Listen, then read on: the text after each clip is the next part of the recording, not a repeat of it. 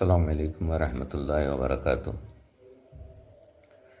প্রিয় বাংলাদেশের জনগণ, আপনারা জানেন ইসলামের প্রথম যুগ থেকে আহলে হক যারা, তাদের বিরুদ্ধে মুসলমান নামধারীরা এই অস্ত্র ধারণ করেছিল। কারবালার যুদ্ধে রসুল্লাহ সাল্লাল্লাহু সাল্লামের নাতি হজরত আলী রাদিয়াল্লাহু তাআলা আনহু এবং হজরত ফাতেমা রাদিয়াল্লাহু তাআলা আনহার নয়নের মণি ইমাম হোসেনকে মুসলমান নামধারী ইয়েজিদের বাহিনী হত্যা করেছিল। ইমাম হোসেন শহীদ হয়েছিলেন কারবালার প্রান্তরে। ওই মুসলমান নামধারীরা আসরের নামাজ পড়েছিল 40,000 জামাতের শহীদ।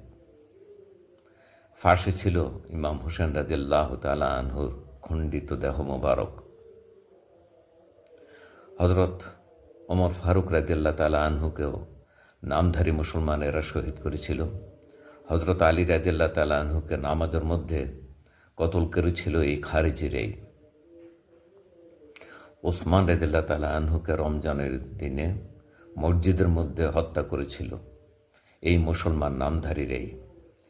সেই খারিজিদের শাখা বাংলাদেশে যাদের উত্থান হয়েছে, তারাই নবীর আশেক হজরত নুরুল ইসলাম ফারুকীকে গৃহের মধ্যে প্রতারণা করে ঢুকে শহীদ করেছিল।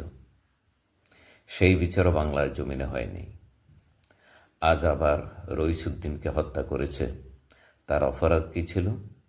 তার অপরাধ ছিল আহলে সুন্নাত ওয়াল জামাতের পক্ষে, ইসরায়েলের বিরুদ্ধে ফিলিস্তিনের পক্ষে ঢাকাতে সমাবেশে অংশগ্রহণ করেছিল তার মুসল্লিদেরকে নিয়ে। মিথ্যা প্রবঞ্চনা, মিথ্যা কথা রটিয়ে তাকে নির্যাতন করে হত্যা করা হয়েছিল। সেখানে প্রশাসনও নির্বিকার ছিল। প্রশাসনও তার চিকিৎসার কোনো ব্যবস্থা না করাতে রাতের মধ্যেই তিনি শাহাদাত বরণ করেন।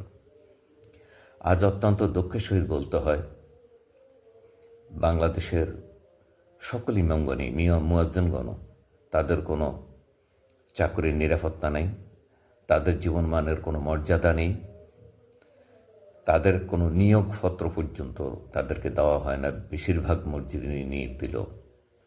তাদের যে পরিবহন আছে, পরিবার পরিজন আছে, তাদের যে সংসার আছে, তাদের যে খরচ আছে, এই ব্যাপারে মুসল্লিরাও সেই ধরনের ভূমিকা নেয় না। বিশেষ করে সকল মসজিদের কমিটির সভাপতি, সেক্রেটারিরাও সবাই কিন্তু সমানভাবে ফরেজগার নয়, যার কারণে ইমামদের মর্যাদাও তারা বোঝে না এবং ইমামদের জন্য সে দায় দায়িত্ব পালনের জন্য তারা উদাসীন।